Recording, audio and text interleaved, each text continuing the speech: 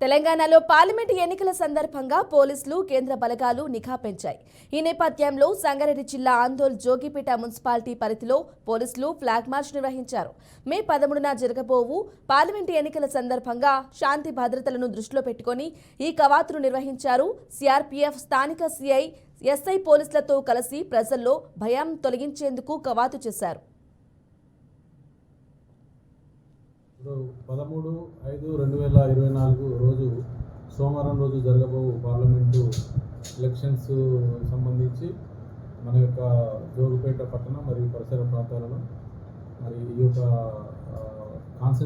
ఆందోళన కాన్సెన్సీ head quarter అయినటువంటి ఈ యొక్క ఆందోళన జోగిపేటలో ఫ్రీ అండ్ ఫేర్గా ఎలాంటి భయపక్షపాతాలు లేకుండా ప్రజలు తమ యొక్క ఓటును వినియోగించుకోవాలనే ఉద్దేశంతో ఈరోజు సిఆర్పిఎఫ్ సెంట్రల్ ఫోర్స్ వారి సహకారంతో లోకల్ పోలీస్ వాళ్ళందరం కలిసి ఈ యొక్క ఆందోళన జోగిపేట మున్సిపాలిటీ పరిధిలో ఆన్ ఫుట్లో ఫ్లాగ్ మార్చ్ చేయడం జరిగింది.